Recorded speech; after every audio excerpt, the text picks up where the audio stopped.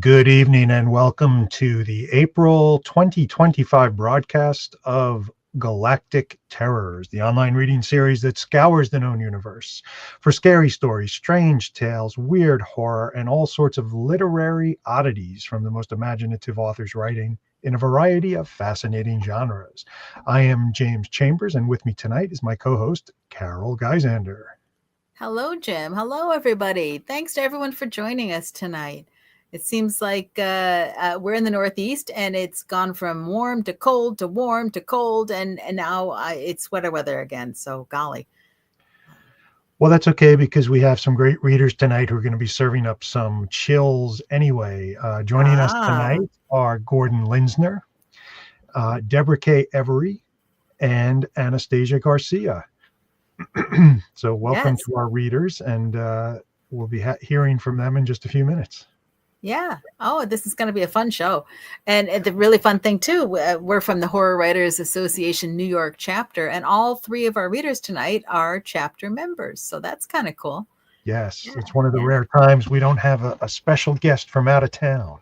Mm-hmm. We have a special guest from in the area. So that's kind of fun. Yeah. Well, I have something else to mention. Speaking of being in the area, there's a fun event coming up for those of you who are in the sort of the Jersey side of New York City. It's called A Day or Two of Wine, of Books, Romance, and Wine, Romance, and More. That's it. It's at the Brook Hollow Winery out in Columbia, New Jersey. And that's the first weekend in May, the 3rd and 4th in the afternoon. And you know what? There's a bunch of us. At least 3 I know of from the New York chapter who are going to be at this event. So it's really kind of fun. Hang out at a winery, see a bunch of authors selling books, how can you beat that? So their website is a day of wine and romance, a day of wine, romance, and more.com. Awesome. So, yes. Yeah, check it out. Pop over. Very happy to see on their stack of books that horror makes the grade there with line of its own. So right. They're okay in my book, no pun intended. Oh, I won't whine about it. Is that what you're saying? It get ugly. we better stop this now. Yes.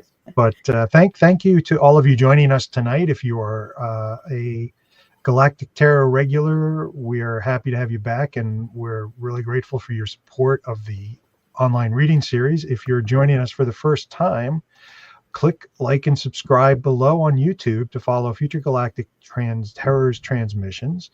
We broadcast the second Thursday of the month, every second Thursday of the month, except when we don't, and we'll tell you well in advance if that's going to happen. And the last thing we'd love for you to do is join our newsletter. And Carol, I think we'll throw that link in the chat in just a minute. And this newsletter is purely informational about Galactic Terrors. We're not going to spam you. We're not going to sell your email address to Mark Zuckerberg. We're not going to do anything but send you a message a couple of times a month to say, here's who's on the next broadcast and when it is. Yeah. So there we go. Yeah, because, I don't know about everybody else, but my calendar sense has just gotten worse and worse and worse recently. And it seems like, the more things go on, the less I keep track of what's happening. So I appreciate a reminder of things that are coming up. So I hope everybody else appreciates it the same way. Yeah. Absolutely.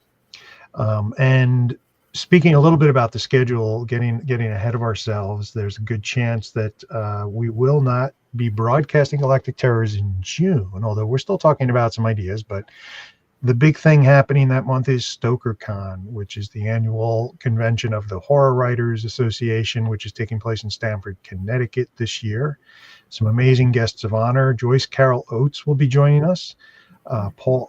Tim Wagoner, Adam Neville, Scott Edelman, Gabby Triana, and Paula Garan. So it's quite a great lineup of writers, editors, and just all around really talented, interesting folks. And of course, there'll be tons of panels, readings, and other programming with luminaries, or maybe the opposite of whatever a luminary is, but in a good sense, because we're horror writers. We don't want to be bright. We want to be like spooky, spookinaries.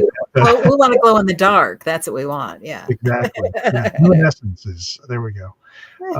On talking about all things horror and hanging out. So if you're in the area, StokerCon.com will get you all the information, and we'd love to see you there.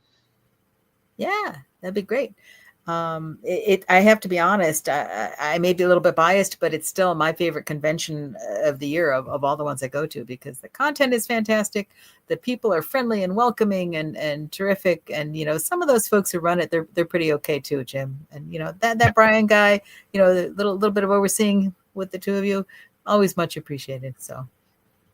Well, thank you. Yeah, we have a lot of fun putting it together. We pull out a few hairs every year, but and we have a fantastic group in Stamford, in Connecticut, members of the HWA's New England chapter who have jumped in for this year to really be the boots on the ground and organize programming and dealer's room and coordinate with the hotel. And so you'll have a chance to meet all of them in Stamford and chat with them and thank them for all the amazing work they're doing.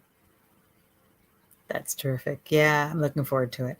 But yeah, so that it's a very busy month. So we'll probably not do our regulars show because that's occurring during StokerCon. And we thought about doing it from the convention, but that's just too many balls to juggle.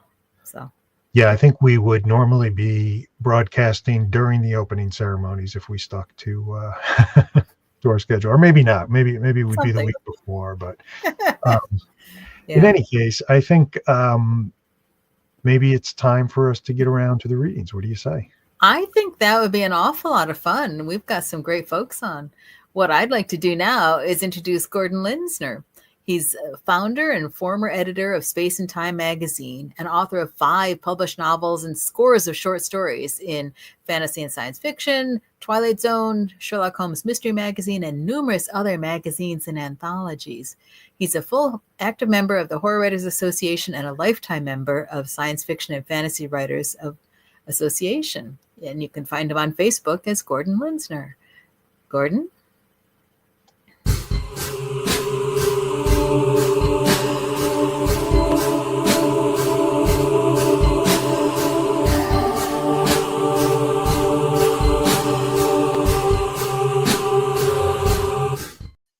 Well, thank you, Carol. I picked out 3 short pieces to fit into this narrow space, which I hope people enjoy. The first one is actually appearing in the most recent issue of Space and Time magazine, which is in its 3rd incarnation right now. It's called Old Flames Are the Best. Let me just pull that one up. Nicole smiled, revealing crooked teeth. Today marked their 2-year anniversary. Kevin had promised her something special, and he never disappointed. She used her elbow stumps to pull herself as erect as possible in the hospital-style bed where she'd spent so much of those years. The windowless room was stark as usual, undecorated, save for those bright red and gold crepe paper ribbons that Kevin had hung everywhere, even along the edge of the bed. One more thoughtful gesture among thousands over the past 24 months. Oh, she hated Kevin when they first met, wanted to kill him. His tender care won her over. He spent hours tending to her injuries, feeding her, bathing her, checking for bed sores, ensuring the sheets were always clean, the room temperature comfortable. In but a few weeks, she went from wanting to kill Kevin to merely resenting him and tolerating his attention, appreciating, and finally loving the man. She could not now imagine life without him, even though he was the one who abducted her and cut off her limbs. Problem, love? Nicole's crushed vocal cords kept her voice a perpetual low whisper. It hurt to speak, but she managed to convey concern. Kevin stopped massaging her atrophied muscles. He set the open bottle of rubbing alcohol on the side table. Oh, there's no keeping secrets between us, is there? He replied, offering a warm smile. She pursed her lips, blew him a kiss. He sighed. They're closing in. They? My enemies. I can stay here no longer. Where will we go? Kevin could not disguise the sadness in his eyes. No, Nicole would have screamed if she could. We stay together always.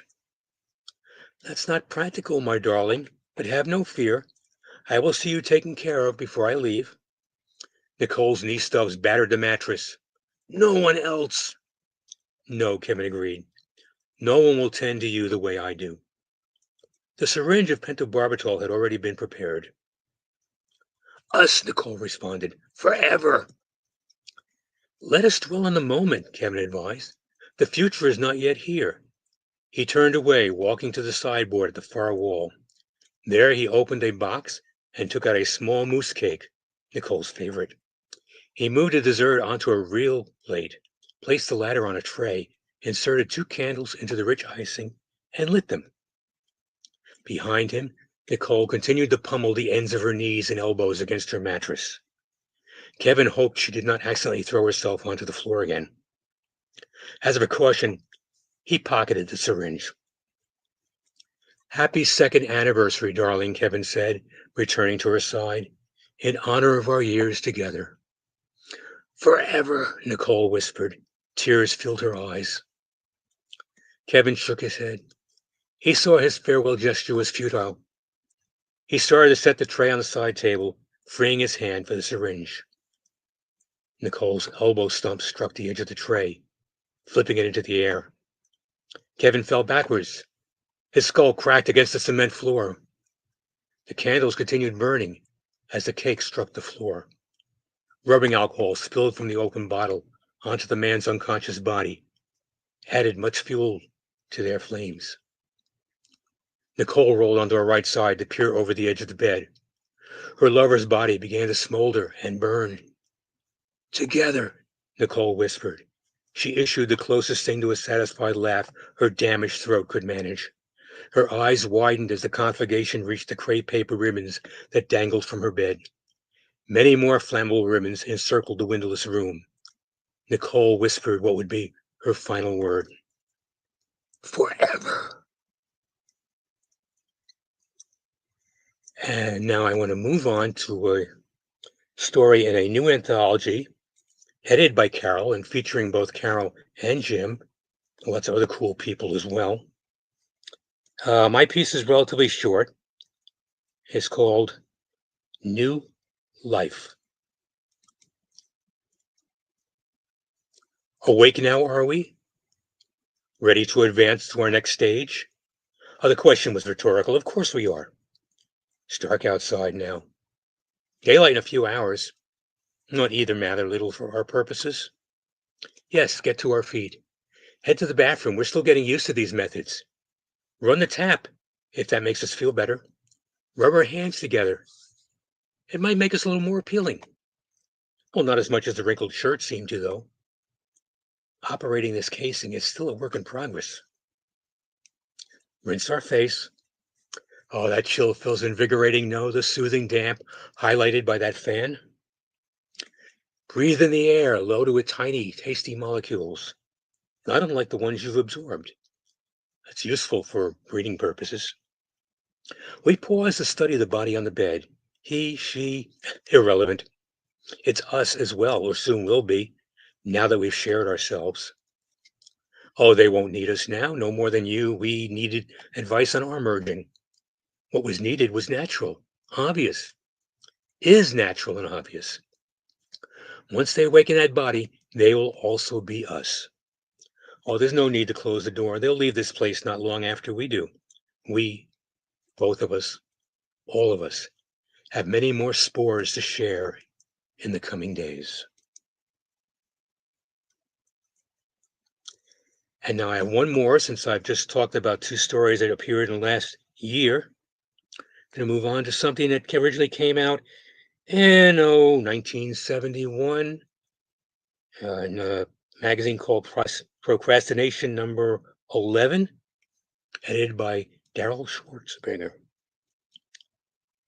Here we go. This one is called The Music of Harry Toad. With a noisome creak, Elmer Wintle forced open the open stone bar of the Toad crypt. His hands trembled, anticipating the end of his search for the most dreaded of fan publications, Dangerous Revisions. For years, he searched secondhand bookstores, out-of-the-way conventions, overpriced dealers for a copy of the mythical mimeoed pamphlet. Its musty, ink-stained pages held the secrets of eternal life, summoning demons, and printing on both sides of a page without bleed-through. With such power, Wintle could realize his lifelong dream of becoming a secret master of fandom. Oh, he bore scorn from his colleagues. The book did not exist, they scoffed. It's a legend to trick young neofans. Elmer should know better. Wintle smiled. He did know better. At Con in Mystic, Connecticut, he found corroboration for his belief and a clue to where a copy might be found. In a torn, bedraggled letterzine, an offhand comment claimed that fringe fan Harry Toad had set Dangerous Revisions to music. Elmer immediately made inquiries. If he could find that music, he'd have the fanzine he needed so desperately. Harry Toad himself was dead. While copying covers for a Rock Heinlein Tolkien zine, he tripped into the machine and was Xeroxed to death. He was then interred in the family crypt with a complete run of unknowns and, Elmer could barely contain his excitement, the sole copy of his musical version of Dangerous Revisions. Brushing aside cobwebs, Elmer inched down the musty, moldy corridor, pausing at each stone marker to read the name. The Toad family went back a long way. Sudden noise gripped his attention. A rustling sound like a scurrying animal or a scrap of paper blown by the wind. Elmer laughed wearily, working up the courage to go on. He focused his flashlight on the next marker. The sound grew louder. Elmer was tempted to flee, but his need for the composition was too great. Had other grave robbers followed him to steal the very item that Elmer sought? Elmer needed to find the source of those sounds. Rounding a turn, he almost dropped the flashlight in horror. Sitting erect in a coffin, hunched over a sheet of paper, holding a gigantic eraser, was a badly rotted corpse. The cadaver ignored Wintle, concentrating on its task. Slowly, Elmer approached the coffin. He shone his light on the stone marker at the foot of the bier, moved his lips silently as he read the name, Harry Toad. Near the coffin lay reams of sheet music, now blank. He raced beyond recognition. Elmer plowed through those papers. By God, no, he shouted. He grasped the dead man's slippery fingers to halt his mad destruction. You can't destroy Dangerous Visions, not now. Too late. The final note was erased. The last sheet of music floated to the floor. The corpse dropped his eraser, then collapsed in a heap of lifeless bones. Harry Toad had finished decomposing. Thank you. Thank you, Gordon. Oh my gosh, that was fantastic. They were all fantastic. I enjoyed all three pieces. That last one, though, just hits in a lot of different ways. A lot of our audience are horror fans or horror readers, and I know this to me read like it was very rooted in SF science fiction fandom. And I think it's you said that was published in 1971. So yeah, so it's like the more things change, the more they stay the same. We're still, arguing about the secret masters of fandom, and I assume the Dangerous Revisions is a reference or an allusion to Harlan Ellison's Dangerous Visions. Oh, really? I can't imagine that. and the last Dangerous Visions anthology was just posthumously published last year. Right. So it's amazing that that piece is you were prescient, Gordon. It's remarkably relevant today. Thank you. But the first question I have for you actually does relate to that, and it's what I guess you've been writing in multiple genres for many years. You've gone through how many countless fads, trends, changes in the publishing industry. What is the biggest thing that you would say about the writing that has changed since you started out? It's like sword and sorcery genre, which was really big back in the 70s, early 80s. Now there's hardly any place, I'm looking at like still some of the reprints out. There's no place to send them to, that kind of thing. So, I've done a little bit of that by, making it more historical than actual sword and sorcery. But going out there and just doing a new Conan story, or for instance, there's very little places to sell those to. Everything else seems to be working out pretty well. So all the other subgenres and genres are cranking. And I apologize. You seem to be getting a little bit of an echo, and I'm not sure why. I'm not getting it here, so. Okay, maybe it's just on my end. That would be good. But and I think sword and sorcery is perhaps seems to show some glimmers of making a comeback. I've been seeing more interest in it. I know one of our regular Galactic Terrors guests, listeners, chapter member in the HWA NY, Teal James Glenn, has found a few places to go with sword and sorcery. I don't know if Teal's listening with us tonight, but there are a couple places out there. It's just not as broad a base. Yeah. Well, do you have a particular genre that you feel is your home, the one you come back to that you most enjoy writing? Well, again, sword and sorcery is more fun, but pretty much everything. I mean, getting back to the Lovecraft type of horror, not just like regular horror, but that Lovecraftian thing. Yeah. Oh, the demons and from ancient history kind of thing. I've also written a lot of like mysteries, which are always fun as well. In fact, one thing I'm working on right now, I don't know if it's going to work out, but they're doing an anthology of Holmes and Lovecraft. Oh, very cool. So I'm looking forward to doing like Lawyer's Home versus Cthulhu type of thing. That's great. Well, you've been writing a lot of Holmesian fiction in the last few years, haven't you? Yes, I've sold about a dozen stories in the last half decade or so. Oh, that's great. Have you always been a Holmes fan, a Holmesian?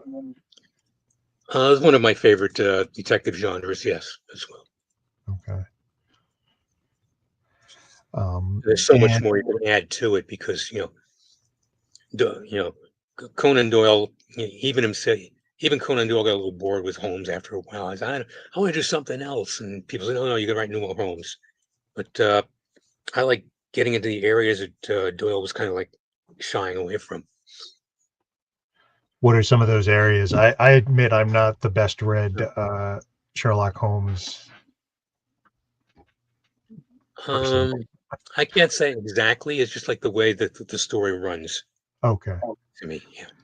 Because when Doyle tried to kill off Holmes, yeah, there was a public uproar. I was this popped up somewhere recently, and I think the newspaper that had been publishing Holmes lost hundreds of thousands of subscribers over the death of Holmes. Exactly. So unfortunately, he was. I'm not dead. I'm just hiding in Europe for a couple of years. Right. When you do horror, what is your your best, your favorite area to go to? You mentioned Lovecraft. Do you like to write cosmic horror, psychological horror, humorous horror? Humorous horror, obviously, the last story, but also I've done a lot of stories set in Japan, so dealing with kappa and those kind of creatures. Those are kind of fun. Usually they're a little more fun to me than just your standard vampire, which is, although I've written some fun vampire stories too. Everybody knows vampires. There's almost so much. It seems like there's almost so much you can do with a vampire. Besides, well, I did have my James Blood character, which I actually did a novel as well as a dozen short stories, The Vampire Secret Agent. And that was a lot of fun to do. But yeah, I like occasionally dipping into other cultures' backgrounds as well and playing with their monsters and creatures. Interesting. When did you publish the Vampire Secret Agent book? What was that the title? I don't think it was, but I know the book. I just can't remember the title. It's stretched. Yeah, I just happened to. I know you were going to ask, I would have made it closer.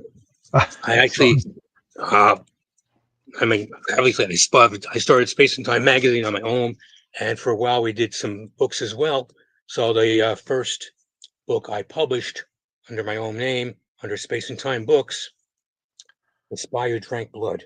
That's it. The Spy Who That Drank probably Blood. shows backwards on your screen.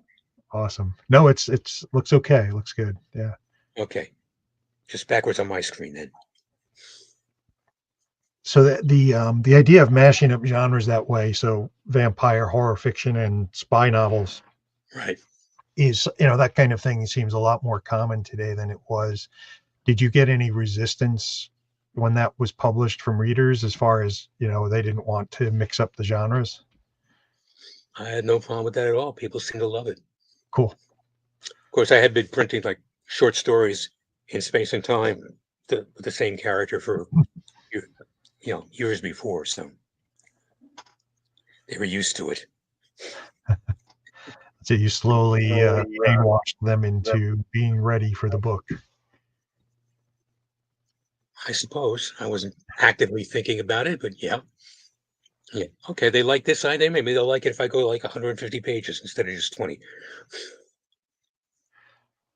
That's right. Yeah, a lot of great characters start out that way.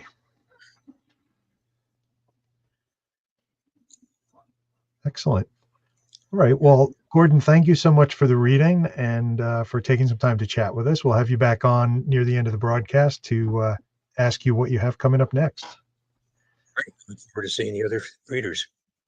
Thank you, Gordon. Thank you. All right. Welcome our next reader, Anastasia Garcia. Anastasia is a writer of horror and speculative fiction. Anastasia's short fiction appears in podcasts and print anthologies. Her Frights to Tell at Night series from publisher Gibbs Smith features short horror fiction for young readers. Her second book in the series, Creepy Campfire Stories, just released on April 8th, and you can find her online at frightstotellatnight.com. All right, everybody, welcome, Anastasia.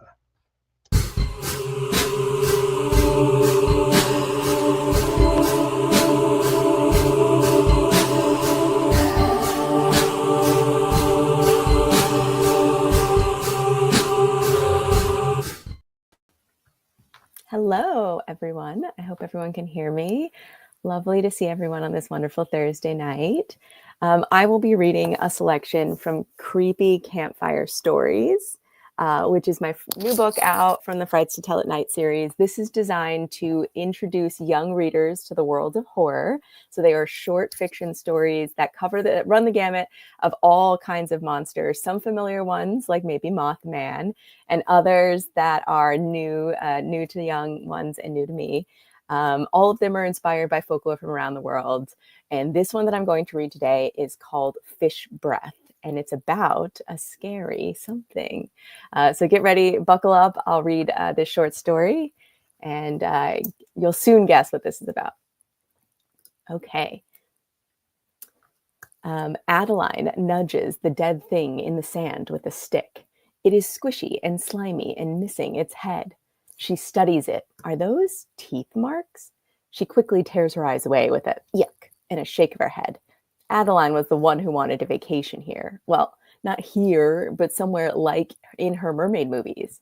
When her parents asked her where she'd like to spend her spring break, she exclaimed, "The beach." She wanted to visit a place where she could wear her mermaid swimsuit and splish and splash just like one too. So her parents packed her up and brought her here to a sleepy coastal town just outside of Acadia National Park. It's off the beaten path and with a desolate beach along a jagged coastline. It is too cold to swim, and the waves crash just a little too hard, which makes the waters dangerous anyway. It's not quite how Adeline pictured, but she's determined to make the best of it. Adeline loves mermaids. Actually, she doesn't just love them, she's obsessed with mermaids. Adeline has a mermaid bedspread and pillow and dolls and books and toys. She's been a mermaid for the last 3 Halloweens, and she refuses to cut her hair so it can be long and flowy. She has mermaid-themed birthday parties, and in the winter, she even wears mermaid sweaters. So here they are, At the beach for a whole week, her parents lounge in the sand with their noses buried in books, but Adeline is drawn to the tide pools. She imagines this is where fishy things might be. She finds it enthralling to see all the crustaceans skittering between the pools or the tiny turtles burbling peacefully. She carefully walks along the moss-covered rocks, still wet from the tide. She slips only a few times, her toes dipping into the freezing water. She collects some pearlescent seashells in a bucket. She tosses rocks worn smooth from the crashing waves into the pool to hear them blip, blop, blop. Small fish trapped in the tide pools hide among the rocks, picking at algae and waiting for high tide to return. Aye! A mournful cry rises over the waves. Aye! The sound drifts over the tide pools, warbling in the wind. Adeline tilts her head to one side, listening. Is that singing? Something emerges from a tide pool, lifting itself over an edge. A head, 2 arms, and scales. Adeline blinks for a minute before realizing what she's looking at. Could it be a mermaid? A real-life mermaid? The creature does have long, flowing hair, but it's the color of black-green seaweed, and it clings to her wet back and falls over her face. Her skin is pale, almost translucent, like a dead jellyfish. She hunches her bony shoulders over, revealing spiky protrusions along her spine as she hums her mournful tune. It looks nothing like any mermaid Adeline's ever seen, but Adeline is distracted by her tail. It's a long, sinuous fishtail that flips to and fro, dipping beneath the water of a shallow tide pool. Its scales glisten in the sunlight. Adeline's mouth hangs open, and her blue eyes are wide with wonder. A mermaid? She draws near, but her foot slips, sending a rock splashing into the water. At the sound, the mermaid's song cuts her song short in her throat. She whips her head around. Adeline gasps. The mermaid's eyes are deep black blue with no whites. The skin around her jaw is eaten away, revealing a wide mouth filled with pointy, shark-like teeth stacked in rows. For a moment, they both stare at each other, frozen. A slow line of drool drips from the mermaid's maw. Adeline does not dare to draw breath for fear of scaring her away. Finally, the sea creature pulls herself further out of the pool, looking at Adeline with interest. Ooh, she bubbles deep from her throat. A leggy land critter come to see me. Why do you stare, leggy creature? She tilts her head, listening with the holes in either side of her head. Adeline assumes are ears. You're a mermaid, Adeline exclaims. A real mermaid. She clasps her hands over her mouth, holding back a squeal. She fixates on the tail, how it flicks so effortlessly under the water. Can you help me, little one? White, wet eyelid swipes sideways over her black eyes. Help you, Adeline says. What would a mermaid want me to help with? I'm hungry. A black tongue flicks out, licking where her lips should be. Adeline isn't quite sure what mermaids eat, but from her mermaid backpack, she produces a pouch of applesauce. Here. Ooh, what's this? Some land food? The mermaid reaches forward eagerly with a swipe of her clawed hand. It snaps. She tears the packet in two and fishes the applesauce with her long tongue. But she spits it out. Patoo, patoo. What is that? She exclaims, her fearsome face pulled into a grimace as she wipes the applesauce from her mouth. Ugh, it's slimy and mashy. It's made from apples, Adeline says helpfully. Apples? The mermaid sounds out the foreign word. No, I don't like it. It will not do. It's too sweet, too sweet. She shakes her head. I want something with a little crunch to it, maybe with bones and flesh. Adeline just stands there, uncertain of what to do. She appears to have angered the mermaid, and she's afraid of being turned away from her chance at a mermaid friend. Fish, perhaps? The mermaid asks hopefully. How do I catch a fish? I don't have a net or a pole, Adeline shrugs. Why, with your claws, leggy one, the mermaid encourages. But Adeline just looks at her purple glitter-painted nails, which aren't long at all. She has no claws to speak of, but she'll try. She walks among the tide pools, looking over her shoulder at the mermaid every minute or so to ensure she doesn't disappear. Finally, Adeline spots a fish ducking in out of a hidey hole inside a shallow pool. She squats low, waits for the fish to emerge, and grabs the fish, a squirming handful of scaly muscle. She pulls it from the tide pool. It splashes and flips its tail, but she holds tight. Here, I got one. The mermaid pulls herself across the rocks with surprising dexterity and snatches the fish from Adeline's hand. Her teeth shred into its skin as it flops weakly in her claws. Adeline is shocked. She stands ramrod straight as the once wriggling fish is eaten by a half-fish person with razor-sharp teeth. With a crack, the mermaid snaps off the head. Adeline gasps. The mermaid sucks the fish skull dry and slurps up the fleshy bits. Fish guts hang from her mouth, and her clawed hands drop what remains of the headless fish into the tide pool with a splish. A strong smell of fish guts clings in the air. Perhaps you can help me with one more thing. The mermaid slinks a little closer to Adeline. Adeline wants to recoil, but something about the hungry look in the mermaid's eyes freezes her to her core. What kind of help? She asks. Well, you see, I'm a slithery creature from the sea. The tide trapped me here, but I need to be there.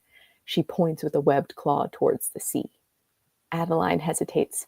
The mermaid looks big, certainly too big to carry, and she seems pretty capable of crawling only a moment ago. If you help me return to larger waters, I'll show you all the wonders of the sea. She appears to smile, but it looks more like a snarl. Adeline hesitates, hops from foot to foot on the edge of the tide pool. It is a mermaid, after all, and she wants to see the wonders of the sea. As Adeline draws nearer, the smell of briny dead things fills her nostrils. She tries breathing through her mouth, but the smell coats the back of her throat. Adeline reaches for the glitter scales as the sharpened claws reach back. The mermaid is heavy, much heavier than Adeline thought. Adeline's fingers sink deep into the mermaid's fleshy skin, which is like blubber. The texture makes the mermaid slippery and difficult to hold. Adeline finally manages to wrap her arms around her waist, bending back with the weight, her arms quivering with the exertion, and the mermaid encircles her bony arms around Adeline's shoulders. Her breath is hot and fishy on her neck. You are so helpful, little leggy one. I haven't much to eat since I've been stuck here, only a few nibbles here and there. Adeline tries not to think of the fish guts still clinging to her sharpened teeth. Don't worry, we're almost there, Adeline assures as she heaves the mermaid top half over the next tide pool. The cold water sloshes against her legs, chilling her to the bone. But Adeline isn't watching for and can't see the long, scaly tail as it slowly snakes its way around her ankle, and then it yanks hard. Adeline slips. Nothing to stop her fall. She cracks her skull in the rock with a loud crunch. Her body goes limp, and almost immediately the blood slowly fills the tide pool. The mermaid grabs Adeline's head with two webbed claws and begins to dragging her over the side into the dark, cold water. And ooh, this is a perfect example of be careful what you wish for. Oh, that was awesome. And I just, before we say anything else, I just have to say, Nick had a great comment. Ew, I'm feeling all these gooey descriptors. I think we all did. Yeah, that was really fun hearing you read it. Yeah, that's why I love doing this show, because it's great to read words on the page, but it's really great to hear the authors as well. Yeah, Gordon's and now yours, very fun. Thank you. Yeah, and this book is actually it is the first one I've written two, but this one has an audiobook coming out too. So this was a story I had the narrator read so that we could pick the right actor, because I felt it had a monster, it had kids, it has like good descriptions. It's kind of creepy and eerie. And yes. Oh, that's very cool. That's very cool. Okay. I'm curious, what do you think she liked about mermaids before she actually met one? I think there's something magical and mystical and like sparkly about mermaids, especially in modern culture. But what I put as a note in the back of the book is actually mermaids weren't pretty all the time. That's a very modern interpretation of mermaid lore and half-fish people from legends. So I wanted to harken back to some of those original stories of mermaids, which are things that want to drag you to the bottom of the sea, the dark things, the dangerous things, the ones that are always luring folks to the edge of the water. And many legends have mermaids in them, not just the ones like out in the water. There are even some ice mermaids that are or half fish creatures that live in, like, let's say the Arctic Circle, that drag kids to the bottoms. So I was trying to harken back to some of those, because lots of kids are fascinated with the pretty mermaids now. Yes, there's so much Disney, yes, that goes on. Yeah. And that's how she got mermaid sweaters. Yeah. Yeah, that's really fun. So I'm also curious, we have a couple other questions in the chat, but I'm also curious to know, how did you slide into doing middle grade fiction? What was the appeal here for you? Yeah, it was actually it was a great opportunity. Someone writing horror was like, I'm looking to do an anthology or like a collection of short horror for kids. Does anybody write horror for kids? And I didn't at the time. I wrote only like short fiction for adults, but I had a story that had a child main character, and so I was like, maybe I could age like slightly down the writing.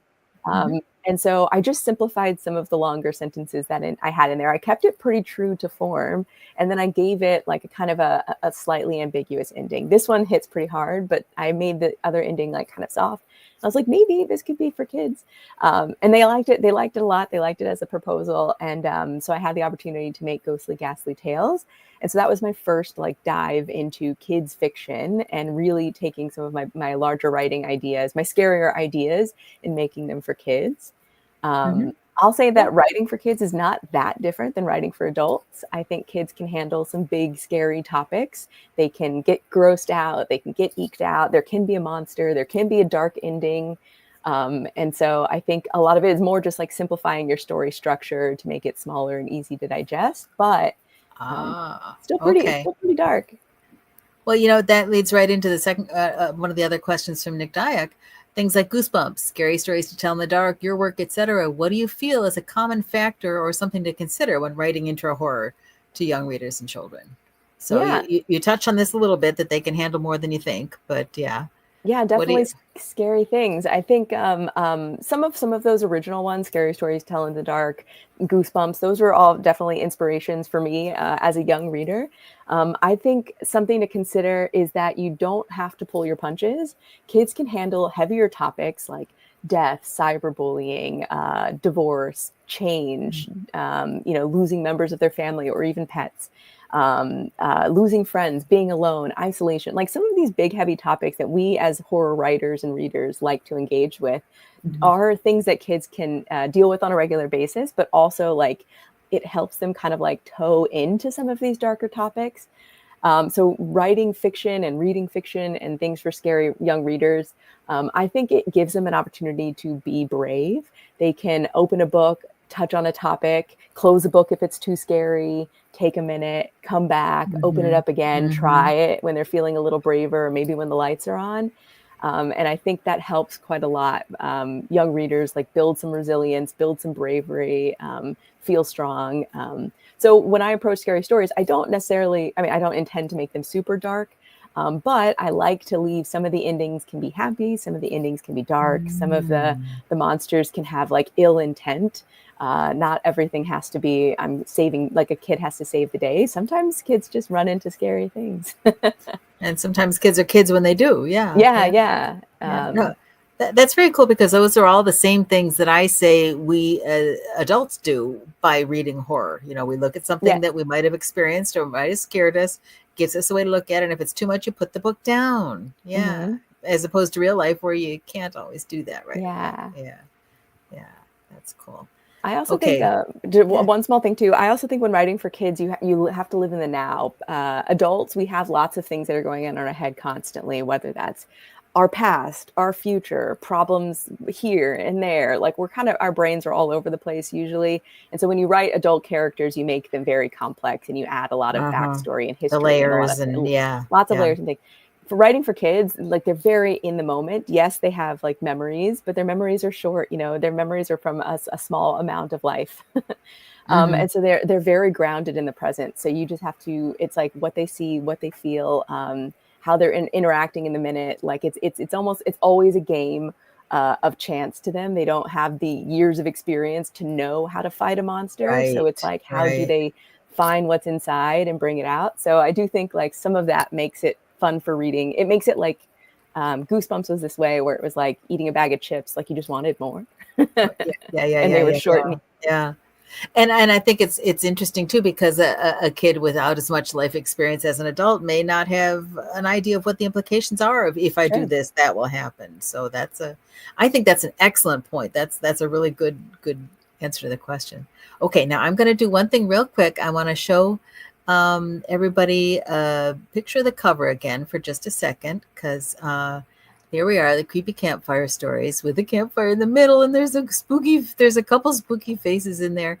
Okay, because we also have another question about the cover. Alrighty, Creepy Campfire Stories cover art is aces. Were you able to collaborate on the cover and interiors with your illustrator? And if so, how did that process go? Yeah, Did you get any voice in it? Yes, here's the actual picture of Fish Breath. Do you see it? Oh yeah. Nice. Isn't it amazing? Nice. Yeah. Yeah, it's scary. Yeah, so the illustrator is Teo Scaffa. He is a fantastic illustrator. He's based out of Italy right now.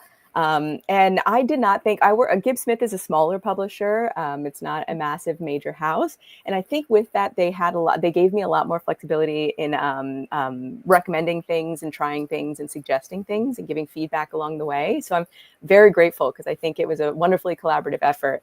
Finding Teo, they asked me to look for a bunch of illustrators online, and then they gave me a giant list and were like, pick whichever one you think you'd like to work with. And I found Teo because he makes these beautiful works of art for middle grade and kind of younger kids.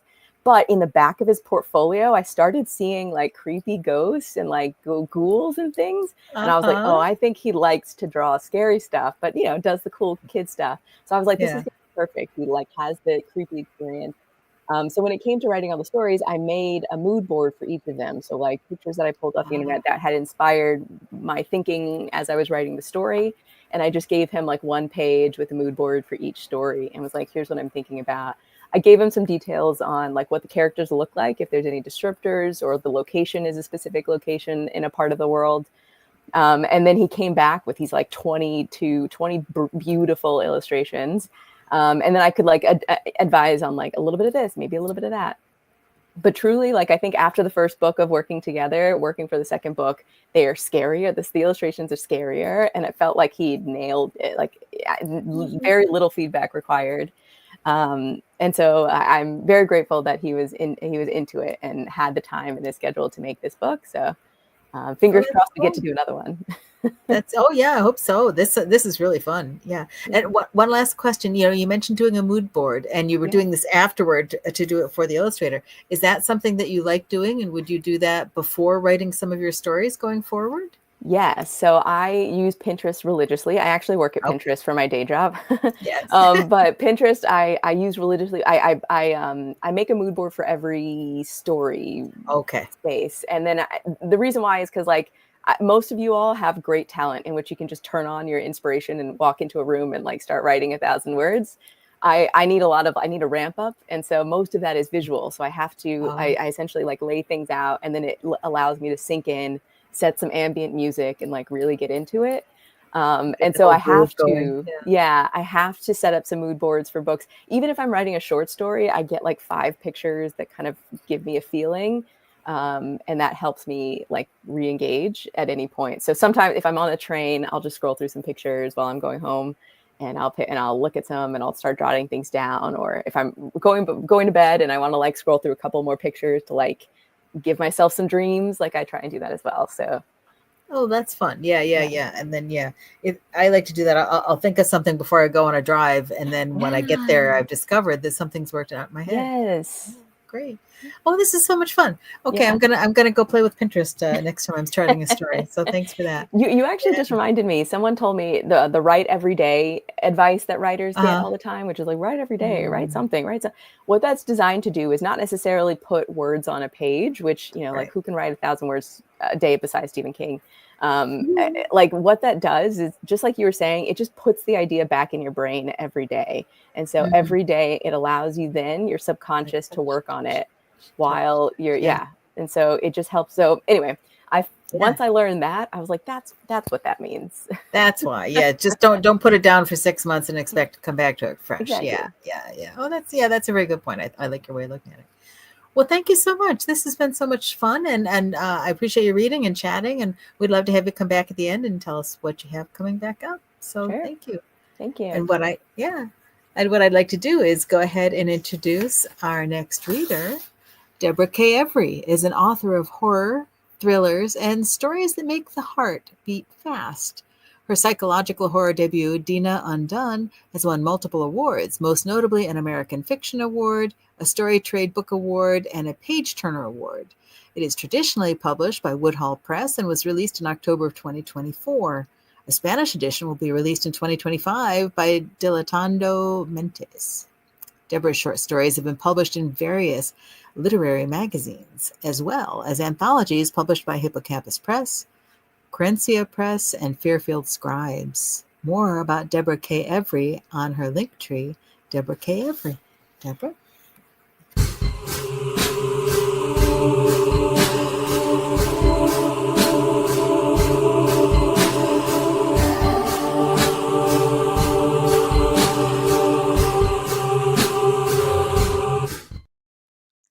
Hi, everybody. Great to be here. I love the music. I dance to the music in between. So I don't know if everybody else does that, but that's what I do. Anyway, I'm going to be reading my short story, Florum Obsessus, which was published in a couple of different literary magazines about a year and a half ago, Querencia Press and Creative Lit. And let me just get to it. Florum Obsessus. Mara's fight with Johanna had started over the smallest of things, the borrowing of a blouse. Johanna knew how much Mara hated anyone wearing her clothes, and yet the blouse had been borrowed. Typical. The artist in Johanna responded to any urge, answered any call. With that opening gambit, a banquet of long-held grievances progressed from food source to food source. In the end, they reached the end. 6 years together, gone. Johanna's final flourish was the slam of the front door, cracking the air like a slap across Mara's face. The room wasn't big enough to hold Mara's anger. She wheeled around, strode to the back of the house and out the door into the garden. But this was Johanna's domain.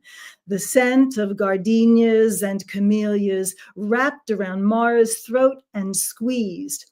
Mara parried with an attack to the tiger lilies, ripping them out, root and branch. They dangled from her fists like animals' entrails, dripping clods of dirt.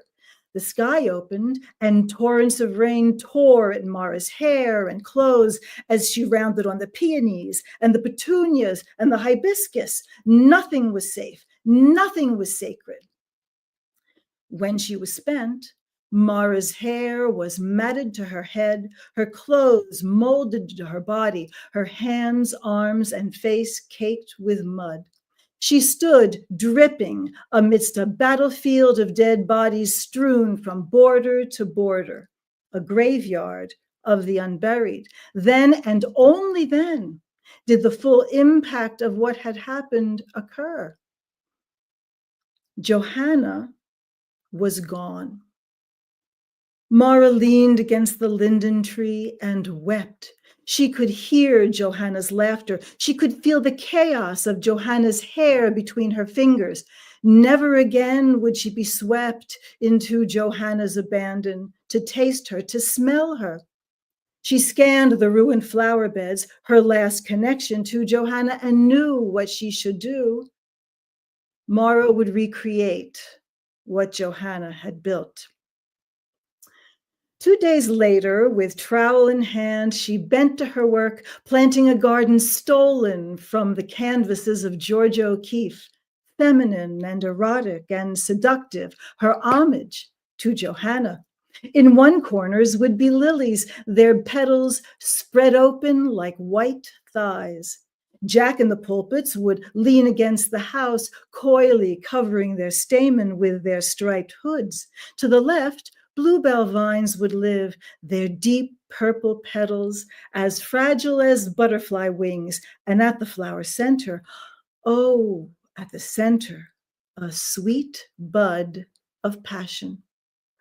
By late afternoon, she sat at the round table in the center of the garden with streaks of dirt on her cheeks, the muscles in her arms throbbing, sweat dripping down the sides of her face and between her breasts, and all around her was the glory of Johanna. Mara went to the garden every morning. She stayed until dark, taking her meals in the shade of the linden tree. She couldn't bear to be away. Well, in the beginning, she would read or make entries in her journal, but she soon put those trivialities aside so as not to distract from the study of a leaf or the exploration of a scent. When she was tired, she would lay herself down and take languorous naps in the sun. The soil, sometimes cool, sometimes warm, would make of itself a feather bed for her comfort as its fragrance wove her dreams into visions of flowers laid out like vast beds, a place to lie with Johanna. Time passed. The southern spring turned to a southern summer, turned to a southern fall, turned to a southern winter. Mara remained outside watching the changing of the guard as one day, one season poured into the next. The garden rejoiced with a cotillion of peonies in pink, with gardenias in full bloom, with calla lilies whispering in corners as they offered their most private gift from within their white cups, and so on, and so on, and so on. Then one morning, something changed. The day started as any other. Dawn pressed itself to Mara's lips. Birdsong nibbled at her ear. She tried to raise her hand to brush a lock of hair from her eyes, but something was keeping it bound in place. With a gentle tug, she freed herself and looked down. Fine tendrils of green were attached to the inside of her hand, poking through, growing out of her skin. The wonder of it took her breath away. As days passed, the tendrils grew. Mara would sit for hours, staring at her fingertips and palms, brushing their feathers of green across her cheeks, down her neck, and between her breasts. Every evening she would lie on the ground next to Johanna. Every morning she would wake with another sprout, another ringlet, another piece of herself reaching out into the world. Toward Johanna, everything Mara needed was provided by the garden. She sat with her back against the linden tree while green shoots grew from her arms, her ankles, her legs, destined to become branches bound for the soil. And soon, very soon, she was tethered to the earth, searching for Johanna. Johanna. Before long, Mara's roots had spread to every flower and every bed. Her new friends found their way between her legs and over her stomach, winding around her waist in a wisteria coil's embrace. She was now bound to the tree. They were of a piece, one and the same. Vines traveled over her face, tickling her temples as they twisted themselves through her hair. Her legs slowly thickened like the wide-barked base of a sapling turned to tree. When she was thirsty, the rain quenched her. When she was hungry, the soil nourished her. She would open her mouth and with rounded lips allow her breath to merge with the current of air surrounding her. Mara understood every stone and every creature. They gave, they took. She gave, she took. They were in perfect harmony, Mara and Johanna. It was spring again, a full year since Mara's rebirth. Her roots now extended as far as imagination allowed. She could go anywhere, see anything, all while sitting within the safe boundaries of her garden. Her left hand was now buried deep within the earth, her fingers growing longer and stronger as they burrowed downward. Her right hand was joined to the base of the linden tree, mushrooms and moss nesting between her fingers and traveling up her arms. The only sounds were the wings of insects fanning the air into a gentle breeze. The only scent was the fragrance of flowers joining one to another, a siren song of sweet surrender, until a voice, nearly forgotten, called her name. Mara?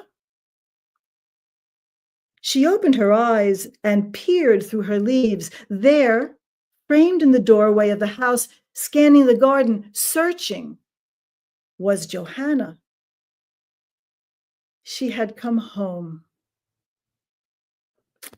That's it. Wow. I'm Jim's outside already. Look at him. He's in his background and everything.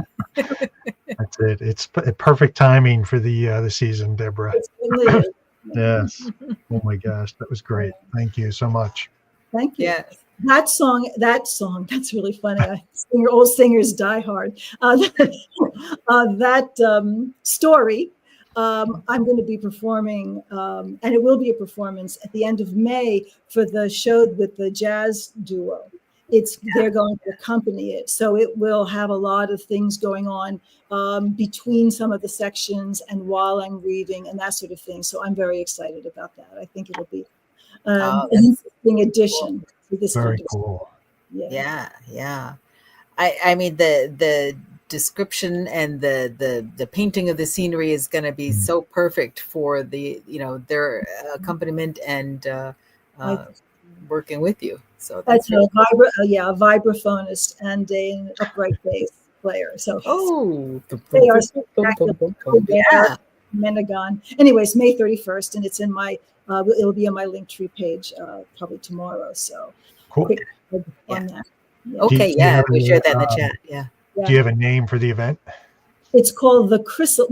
Well, I have gotten together with some friends of mine. It is multi-genre.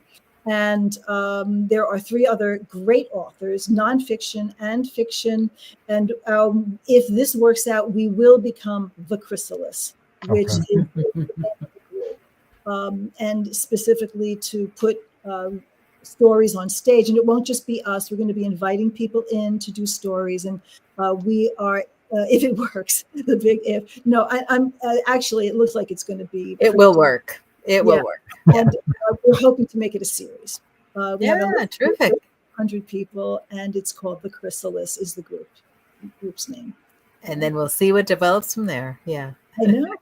How hard could it be? How hard? What the Chrysalis releases. I know. A butterfly. I guess. Yeah. Of course. So, May I ask you what put the seed of this story in your head, if I could use that is a fantastic question. I was actually talking to my husband about this yesterday, because I don't know if I could write this story again. I mean, I don't know. I was in a writing group, and there was an author, Diane Liska, who started out as a poet. She writes extraordinary fantasy fiction, I think you might call it, that is just saturated with pictures and descriptions and everything. And we had one session where she stopped coming for several weeks, and I missed her so much that I wanted to write a story that would remind her. And that was the beginning of it. And as it turns out, it's nothing like her writing. Her writing is unique and in and of itself, but that was what had started it. It was one of my early short stories and one of the first ones I sold. So that was pretty much the idea of it. Very cool. So yes, her absence inspired you to start her process, but make it your own, which is very cool. Yeah. And I don't know about you, but I find myself veering in certain directions depending on what I'm writing anyway. And you don't want to really copy anybody, but it certainly is an inspiration. And it certainly opens up places and thoughts that you never even considered before. So I'm pretty susceptible to that sort of thing. So don't let me read any of your stuff, because I might just steal it. Yes, I have two friends who are writing something in the similar genre that I'm writing right now. It's like, well, that's wonderful, but I need to wait until I read that. Well, actually, and that's true. There is one book. I'm working on a new novel now, which I don't need to get into, but there is someone who wrote something very similar, and I have decided not to read it. I can't read it. Yeah, because I'm yeah. afraid of what that's going to do. Yeah, so that's well, But I mean, as long as you make it your own. I mean, what's the old saying? Good artists borrow, great artists steal. And it took me years to figure out what does that mean, because stealing sounds worse, except that it occurred to me, oh, it's you make it your own. And so, if you're taking inspiration from someone else's work, that's okay. But just whatever you do with it can't be theirs. It has to now I be. think you are being much too kind to actually find a positive take on somebody stealing somebody's Right. work. And that does not apply to AI, by the way. That is just out and out fact.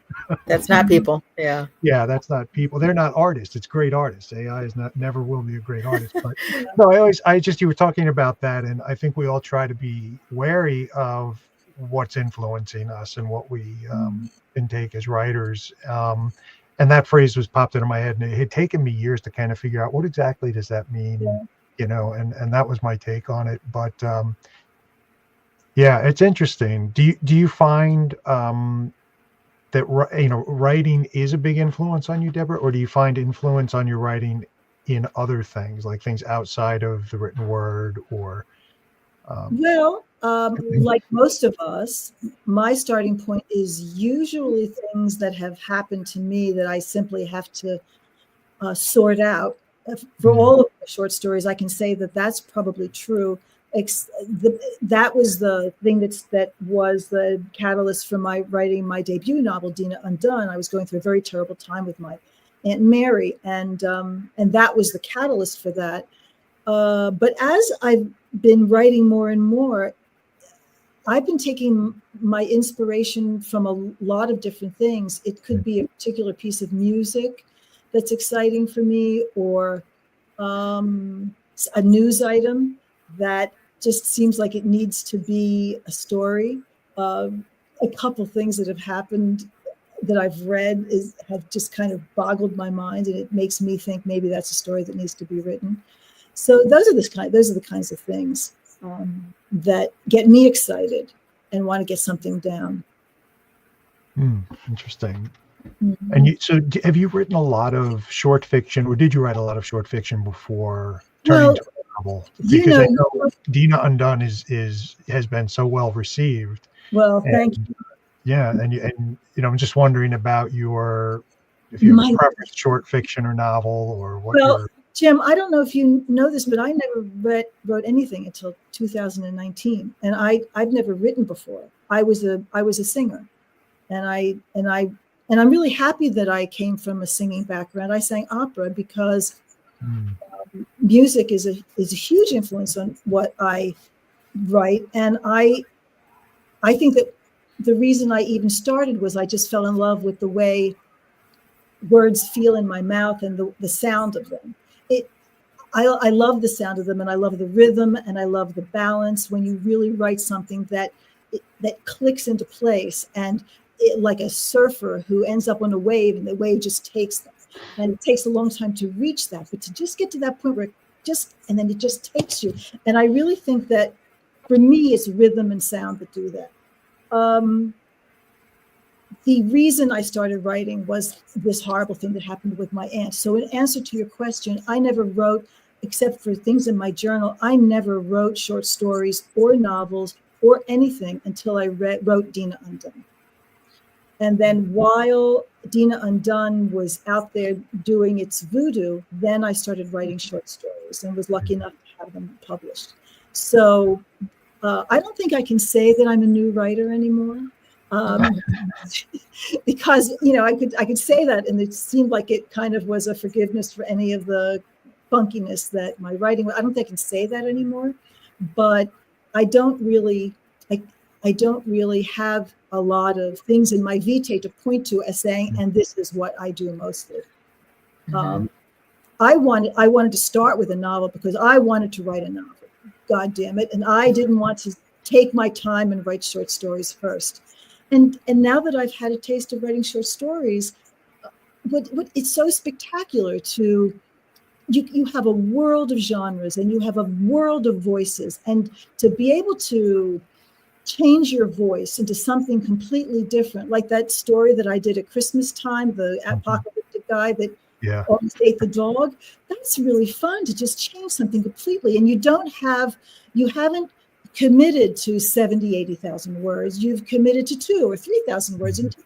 And so I do write more short stories than I used to, but I also am working on another novel. So yes. That's great. Well, I have another question for you now, because in the last couple of months, one of our chapter members, Leanna Renee Hebrew, wrote a couple of short articles in our chapter newsletter about how experience in drama and working for the stage, writing for the stage, can influence prose writing. Opera, to me, it strikes me as a uniquely emotional form, right? Opera. I mean, I'm totally coming at this as the outsider layman, but the thing about opera, for me, my impression of opera is that it's such a strong emotional experience because of the music, the singing, the stories are always larger than life. Yes. Yes. And I'm wondering if that has influenced your writing. I'll tell you what's interesting about the connection between the two. Yes, opera is an extraordinarily all-encompassing, visceral, physical, emotional thing. And because you have music carrying you away, everything gets magnified. I also did a lot of art songs, and I built a lot of recital programs. And what's great about that is it actually correlates much more strongly with writing, because when you build a recital program, what you're doing is you're creating your own emotional art. You pick songs that will take your audience from one place to another. You're not going to put 2 fast songs together or 2 sad songs. You end up and by doing that and by performing them with audiences, if you've been around long enough and if you can pay attention to your audience, you end up learning what works and what doesn't work. It was a great experience for me and I did it for many years, because it taught me to gauge when I was losing my audience and what I had to do to get them back.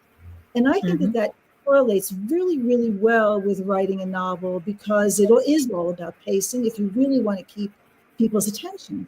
And that's why I read, and I'm sure you do too, and most people do. I read everything I write over and over and over again, so I can get a sense of, what's going on.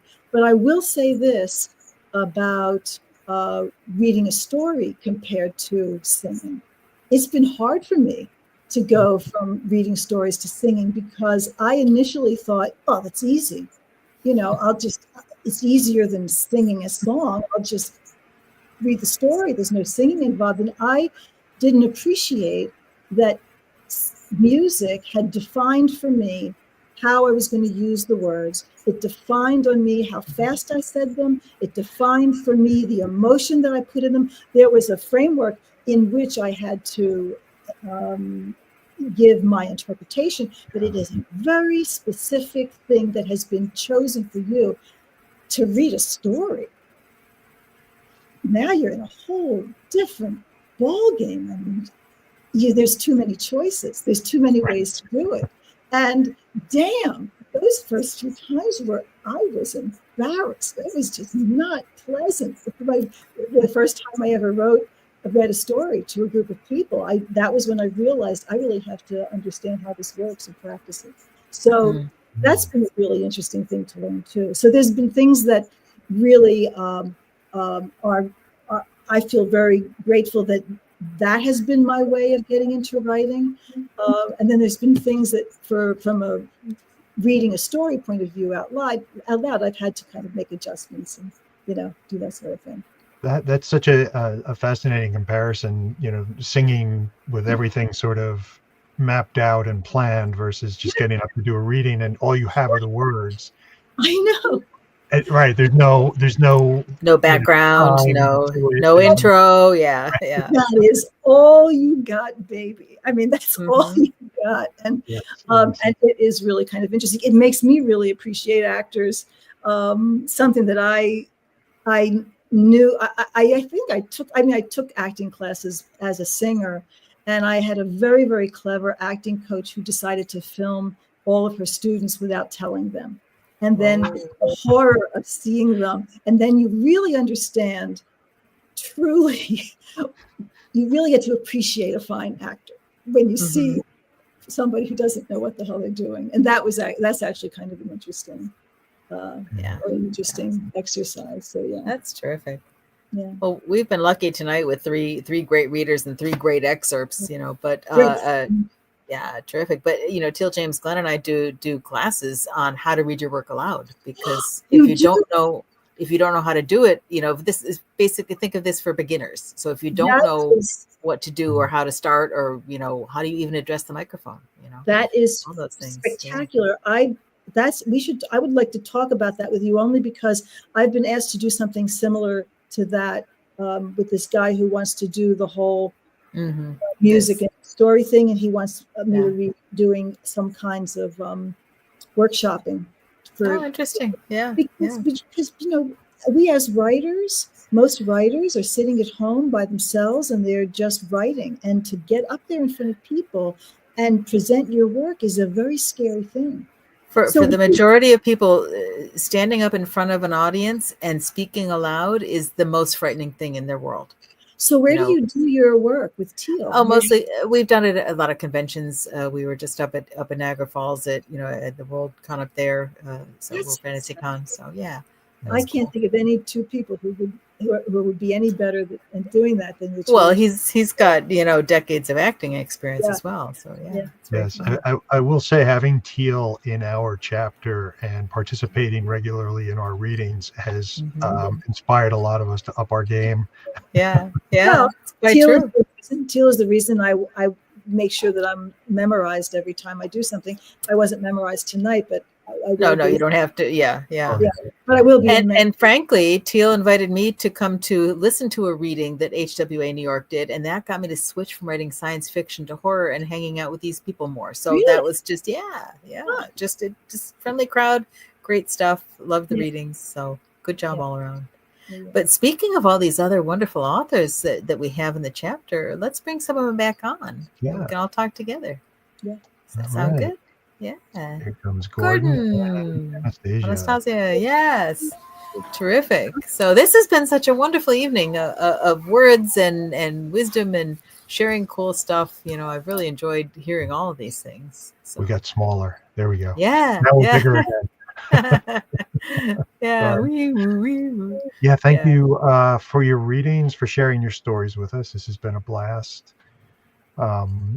And we did say we wanted to ask everybody what they have coming up next. So Gordon, why don't we start with you, since you were our first reader tonight? What's on the what can people look out for next from you?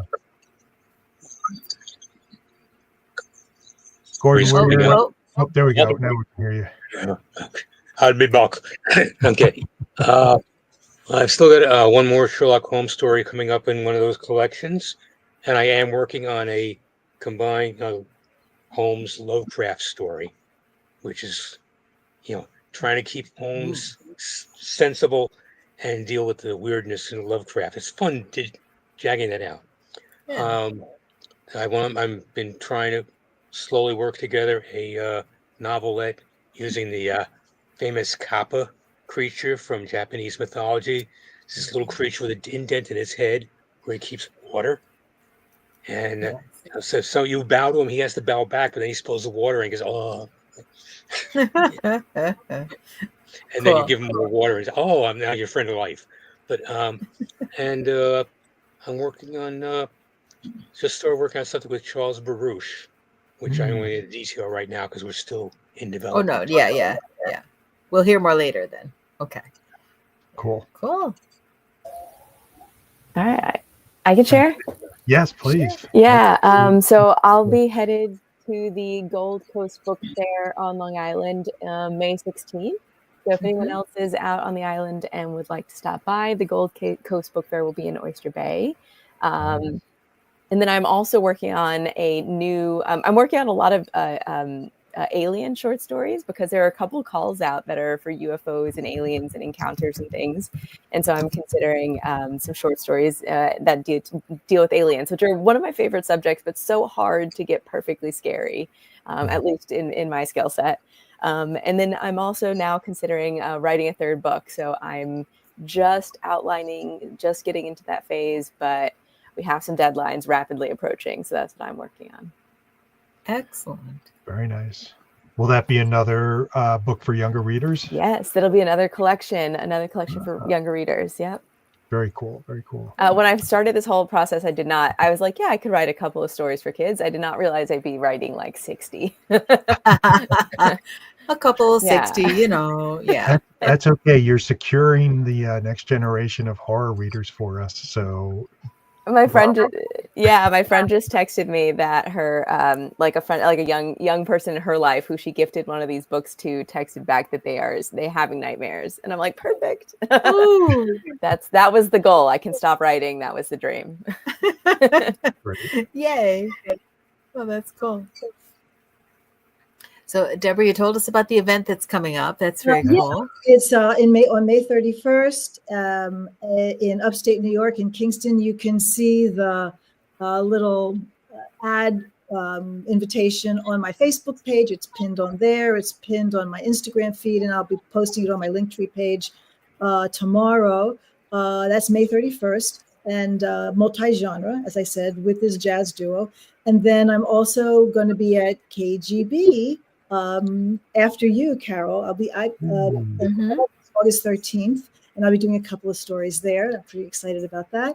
Other than that, I'm more than 3/4 of the way through with my newest novel, which is an alternate biography of a famous person that I won't tell you, and it is supernatural. A supernatural alternate biography of someone very famous.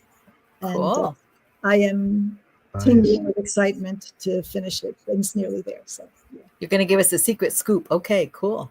I can't tell you who it is. Not yet. Don't give it away yet. Sounds cool though. I love that. That concept though, an alternative biography of someone with supernatural elements. It's fun. It's fun researching it because I'm absolutely determined that it's going to be based in this person's actual real life and all the events. And I'm very lucky because this person's actual life and real events lends itself very well to all kinds of wild things. Ooh.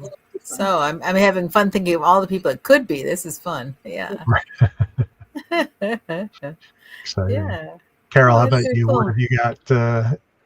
I am working on novel revisions, and that's very cool. And like I mentioned already, the day or two of books, wine, and romance. Mm-hmm. Yes, coming up. So that's going to be fun to go do. And I'm just back from AuthorCon, which is a fabulous event that raises money for the Scares That Cares Foundation, and they donate to worthy, folks in need going on and on. So that kind of used up a lot of my brain. Long drive, lots of people, wonderful event, really cool. So what about you, Jim? What's cooking for you aside from StokerCon? Maybe taking a little bit of your energy. Yeah. Well, I'll be at StokerCon in June, and other than that, I'm working on maybe half a dozen or more projects at different stages, none of which are at the stage where I can tell you too much about them. That's fair. So hopefully in the next few months, I'll have some updates on that. But just keep busy, trying to stay out of trouble. Cool. Well, that's neat. Now we have some things coming up within Galactic Terrors. We have another special Galactic Terrors reading later this month. You can join us at 8:00 Eastern Daylight Time on Monday, April 28th. And we're doing a feature on the Chaos Clock, Tales of Cosmic Ether. Editor Danielle Ackley McPhail joins us with a variety of authors reading from their stories, including Bernie Mojez. Mojzes. It just occurred to me. I don't know how to say his name. I believe it's Moises, Bernie Moises. Thank you. Thank Bernie you. Moses. Yeah. I had a feeling you would know better than I in this case. Yes. Bernie And will correct us, I'm sure. I'm sure. Yeah, we're going to get the scoop on that one. And Will McDermott, Maxwell Gold, and some others live. And we also have a great pre-recorded reading and chat I got to do with Jody Lynn Nye, who has a story in the anthology.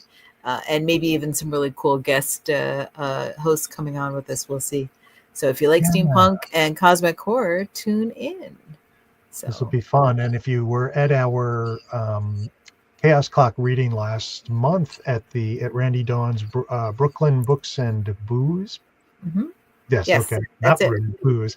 At Barrows Intense Ginger, this will be people who were not able to read in person with us in Brooklyn. So it'll be all new stories or excerpts and new authors for you to throw questions at. Yes, that's terrific. And we for our show next month, our regular Galactic Terrors broadcast Thursday, May 8th. We've got Chris Ryan, Randy Dawn, and Paula Kappa. Again, 3 New York authors. This is so cool. We have an abundance of riches here in our hometowns. Yeah. And if you want to be reminded of all of those good things coming up, just go ahead and sign up for our newsletter. And you'll get just some friendly reminders with information, time, date, people involved, secret spells for undoing your enemies. I don't know, whatever we can think of to throw in there. Recipes for all that extra eye of newt you have laying around, and and and your favorite chocolate goblins. Yeah. So awesome. Well, this has been so much fun. Thank you so much for joining us. The 3 of you, and thanks to Jim for doing the show. We've been doing this for 5 years, just about. So coming up on right. Yeah. Wow. Time is fun when you're having flies. That's what Kermit the Frog says. Yeah. It's true. I never heard that. my kids are like so tired of hearing that. Oh well. That's really fun. Well, terrific. Well, thanks so much. And I also want to say thank you to the audience for joining us and listening and asking good questions and putting good comments in the chat. Everybody, readers, if you not necessarily able to see the comments as they went by, but everybody was uniformly delighted with what they heard from you tonight. So thank you for sharing your words. Thank you. Great. All right. Thanks, everyone, and have a great night. Bye. Thank you, everyone. Okay.